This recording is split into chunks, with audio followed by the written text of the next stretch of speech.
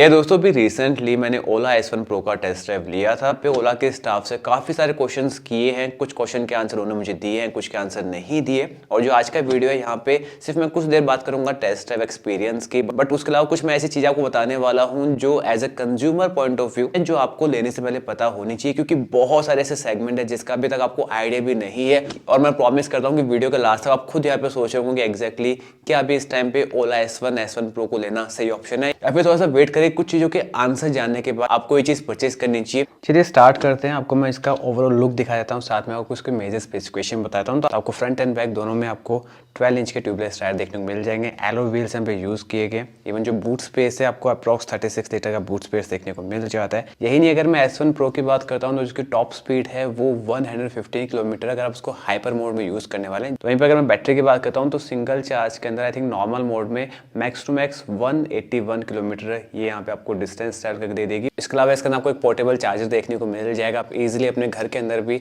इसको चार्ज कर सकते हैं। एंड जो चार्जिंग टाइम है अप्रॉक्स 6 आवर्स के आसपास ये पूरी चार्ज हो जाएगी। वहीं अगर मैं इसके वेट की बात करता हूँ अप्रॉक्स 125 kg वेट यहाँ पे दिया गया है। इसके अलावा यहाँ पे टच डिस्प्ले दिया गया है जो कि IP67 रेटिंग के साथ आता है। दैट मीन्स ये स्प्लैश प्रूफ है। इसके अलावा आपको यहाँ पे फ्रंट में प्रोजेक्टर लाइट दी गई है, वहाँ पे single light and due light आप दोनों ऑन कर सकते हैं। बाय डिफॉल्ट यहाँ पे एक लाइट हमेशा ऑन रहने वाली है। यही नहीं, अगर मैं ब्रेक की बात करता हूँ तो फ्रंट एंड बैक दोनों में आपको यहाँ पे डिस्क ब्रेक देखने को मिल जाते हैं। इसके बाद सस्पेंशन की बात करता हूँ तो फ्रंट के अंदर टेलीस्कोपिक सस्पेंशन दिया गया है और बैक में आपको मोनोशॉक सस्पेंशन देखने को मिल जाता है। और हाँ, वैसे आपको इसके अंदर इनबिल्ट स्पीकर भी देखने को मिल जाएंगे। और बाकी जो स्पेसिफिकेशन है आप इजीली डिस्क्रिप्शन बॉक्स में चेकआउट कर सकते हैं। आपको ओला S1 एंड S1 Pro दोनों के स्पेसिफिकेशन डिस्क्रिप्शन बॉक्स में प्रॉपर लिखे हुए मिल जाएंगे। चलिए आगे बढ़ते हैं, चेक करते हैं एग्जैक्टली इसका जो टेस्ट ड्राइव एक्सपीरियंस था वो कैसा रहा है। Normal mode, hyper mode, even sports mode मुझे कैसा फील हुआ है। एंड वैसे अभी तक इसमें स्पीकर को एक्टिवेट नहीं किया गया। अपडेट होने के बाद स्पीकर में एज ए स्कूटी वाली आवाज आपको सुनाई देने वाली है, बट अभी फंक्शन अवेलेबल नहीं था। और वैसे जब मैंने इसको राइड किया था तो पहली चीज जो वाइब्रेशन वगैरह होता है वो मुझे देखने को नहीं मिला है। इसको देख के लग रहा था काफी प्लास्टिक बॉडी यूज की गई है, वाइब्रेशन डेफिनेटली देखने को मिलेगा, बट वो मुझे अभी फील नहीं हुआ है। तो डेफिनेटली इसका एक प्लस पॉइंट बनता है।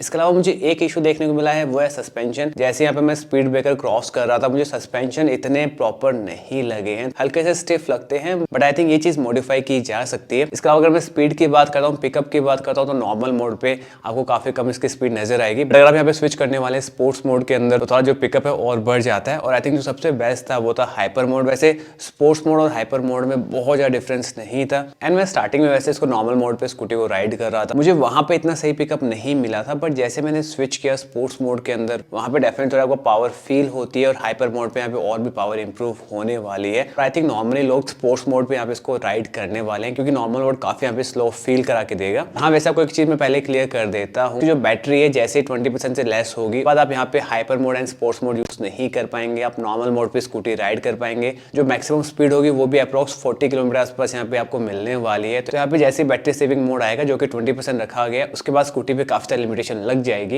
एंड अगर मैं ओवरऑल बात करता हूँ, मेरा जो राइड एक्सपीरियंस रहा था वो मुझे सही लगा है। पावर डेफिनेटली मुझे देखने को मिली है। एडिशनल वैसे इसके अंदर रिवर्स मोड भी दिया गया, आप स्कूटी को बैक में भी राइड कर सकते हैं, बट आई थिंक उसकी जो मैक्सिमम स्पीड है वो आई थिंक 4 या 5 किलोमीटर आपको देखने को मिलने वाली है। एंड मैंने यहाँ पे थोड़ा सा रिवर्स को हाइट पे भी चलाने का ट्राई किया था, तो हल्का बहुत स्लोप इजीली रिवर्स पे भी चढ़ रही थी, तो वहां पे आपको डेफिनेटली एडवांटेज मिल जाएगा। और वैसे अगर मैं सिर्फ टेस्ट ड्राइव की बात करता हूँ तो मुझे यहाँ पे नॉर्मल मोड में थोड़ी सी स्पीड कम नजर आई थी, बट उसके अलावा sports mode and hyper mode दोनों से मैं सेटिस्फाइड था। आपको स्कूटी के अंदर इतनी स्पीड मिलना बहुत सही चीज है। इंस्टेंट आपको पिकअप भी देखने को मिल रहा था, तो यहाँ पे मैं सेटिस्फाई हूँ। बट इसके अलावा मेरे दिमाग में बहुत सारे क्वेश्चन है। पहली चीज तो यहाँ पे जो कस्टमर ऑलरेडी फुल अमाउंट पे कर चुके हैं, जी हाँ, बहुत सारे ऐसे कस्टमर है बहुत सारे अमाउंट पे कर चुके हैं, उनको इतनी छोटी सी टेस्ट ड्राइव क्यों दी जा रही है। सेकंड जो चीज़ है वो है इसकी जो टॉप स्पीड है वो क्लेम की गई 115 किलोमीटर। एंड मैंने स्टाफ से बात की थी, उन्होंने बताया कि वो ऑलरेडी खुद भी 110 किलोमीटर की स्पीड यहाँ पे राइड कर चुके हैं। एंड चलिए मैं एग्री कर लेता हूँ, बट यहाँ पे जो सबसे बड़ा इशू है वो है कंसिस्टेंसी। जी हाँ, पावर का कंसिस्टेंसी आप कह सकते हैं, स्पीड की कंसिस्टेंसी कह सकते हैं। मैंने खुद ने यहाँ पे पिकअप के अंदर हल्का बहुत यहाँ पे ड्रॉप नोटिस किया था।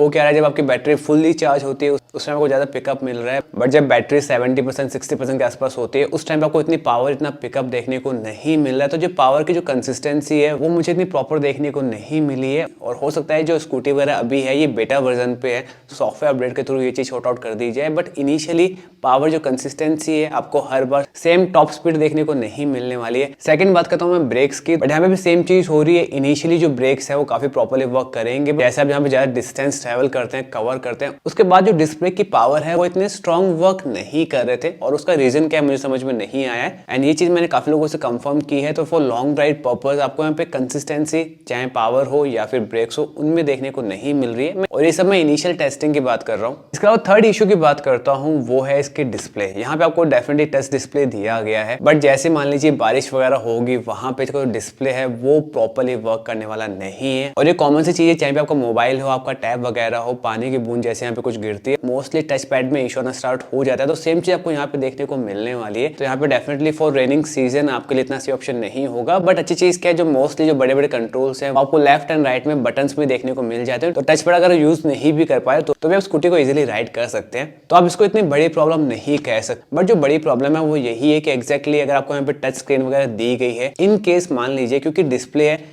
इजीली क्रैक भी हो सकती है, तो इन केस क्रैक होती है, कुछ उसको डैमेज होता है, यहाँ पे नई डिस्प्ले का, नई स्क्रीन का कितना प्राइस रहेगा, बहुत बड़ा क्वेश्चन है। और आई थिंक जो प्राइस है वो 1000-2000 से कम तो नहीं होने वाली, तो पॉकेट फ्रेंडली प्राइस यहाँ पे नहीं होने वाली है। तो ये बहुत बड़ा क्वेश्चन है, बट पॉसिबिलिटी है कि हो सकता है कि ये चीज़ आप इंश्योरेंस में क्लेम कर सकते हैं। होगा नहीं होगा वो बात की बात है। इसके अलावा वैसे मैं इंश्योरेंस की बात करता हूँ तो यहाँ पे कंपनी का, जी हाँ, मैंने यहाँ पे ओला के स्टाफ से बात की थी, तो उन्होंने कहा कि ओला का कोई भी यहाँ पे शोरूम नहीं होगा, कोई भी सर्विस सेंटर नहीं होने वाला है। तो यहाँ पे मैंने उसको क्वेश्चन किया कि हम यहाँ पे इंश्योरेंस कैसे क्लेम करेंगे, तो उन्होंने कहा कि पॉसिबिलिटी है कि जहाँ पे आपका एक्सीडेंट हुआ है वहीं से आपकी गाड़ी ओला खुद यहाँ से पिक करेगी। आपको एक नंबर मिलेगा, आप डायरेक्ट उसको कॉल कीजिए, देन जहाँ पे आपका एक्सीडेंट हुआ है या तो वहीं से आपकी गाड़ी पिक की जाएगी या फिर आपके घर से गाड़ी पिक करके देन वापस आपको यहाँ पे घर पे ड्रॉप की जाएगी। काइंड ऑफ जो रोड साइड असिस्टेंस होता है कुछ वैसे यहाँ पे वर्क करने वाला है। बट यहाँ पे भी क्वेश्चन है, ये जो पिकअप एंड ड्रॉप होगा क्या उसका कुछ चार्जेस होंगे या फिर नहीं होंगे। और उससे बड़ा क्वेश्चन ये है कि अगर इन केस मान लीजिए एक्सीडेंट होता है तो हमारी गाड़ी का रिपेयर होने का टाइम कितना लगने वाला है, क्योंकि किसी को नहीं पता होगा कि एग्जैक्टली आपकी गाड़ी से पहले इतनी गाड़ी यहाँ पे रिपेयर होने वाली है, तो आपका नंबर कौन सा है, किस टाइम पे वापस मिलेगा, उन सब चीजों का आइडिया कैसे लगेगा। नॉर्मली अभी क्या हो रहा है, इन केस मेरी कार या फिर बाइक का अगर एक्सीडेंट होता है मैं डायरेक्टली शोरूम में जाके खड़ा कर देता हूँ, सर्विस सेंटर में खड़ा कर देता हूँ, देन वहाँ पे मैं इजीली चीजें क्लेम कर लेता हूँ। मैं डायरेक्ट वहाँ पे कॉन्टैक्ट कर सकता हूँ, डायरेक्ट क्वेश्चन रेज कर सकता हूँ। बट ओला के साथ ये सब चीजें करना थोड़ा सा मुश्किल पे नजर आ रहा है। तो टाइम फ्रेम वाली चीज है, यहाँ पे ओला ने अभी तक कुछ भी कमेंट नहीं किया है, जो कि मेरे अकॉर्डिंग कंज्यूमर को पहले जान लेना चाहिए। एंड वही मैं अगले इशू की बात करता हूँ, वो है इसकी बैटरी। जी हाँ, पहली चीज यहाँ पे कंपनी ने क्लेम किया कि इसकी बैटरी रिप्लेस नहीं होने वाली है। बैटरी के अंदर सेल्स वगैरह डले हुए हैं,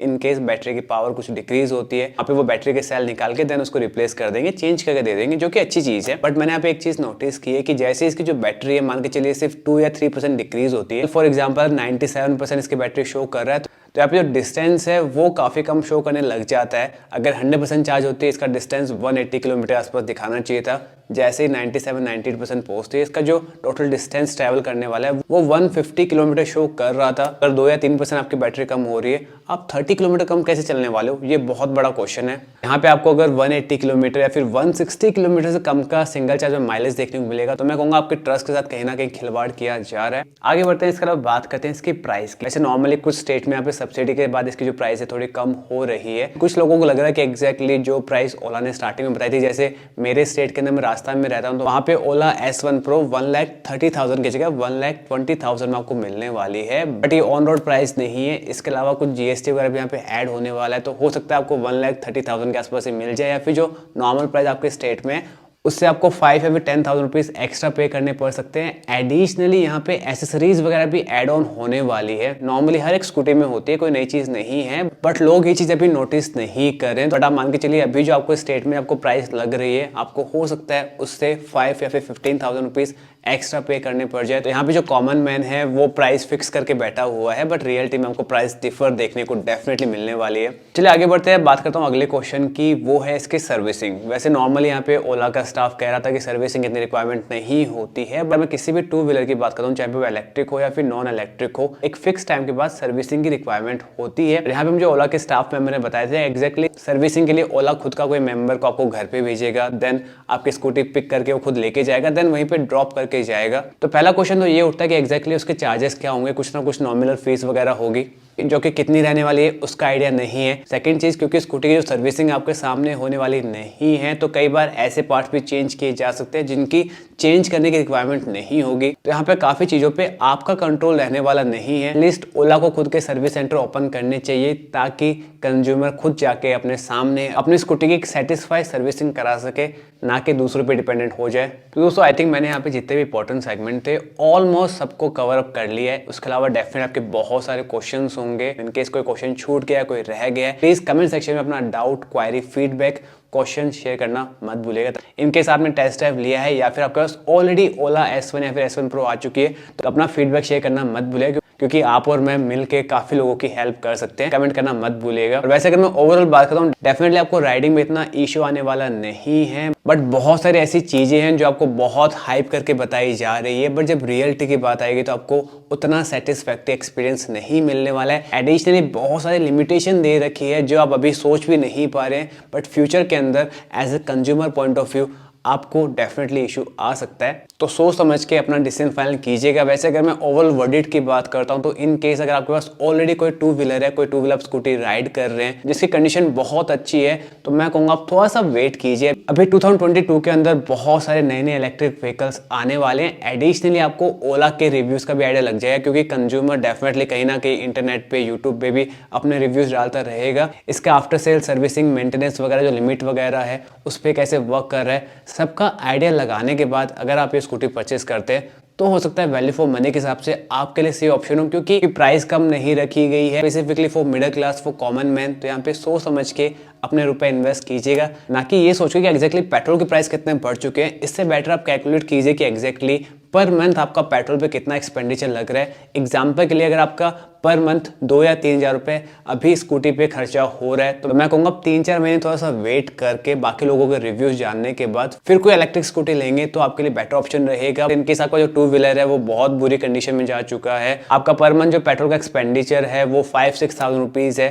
तो डेफिनेटली आप इस पर स्विच करने का सोच सकते हैं। बाकी पैसा आपका है। एज ए इंडियन हम लोगों को कैलकुलेशन करना बहुत अच्छे से आता है, तो सोचिए, कैलकुलेशन कीजिए, देन डिसाइड कीजिए। आज के लिए बस इतना ही। वैसे इस वीडियो को बनाने में मुझे बहुत मेहनत करनी पड़ती है। अगर आपको वीडियो अच्छा लगा तो वीडियो को लाइक करके चैनल को सब्सक्राइब करना मत भूलिएगा।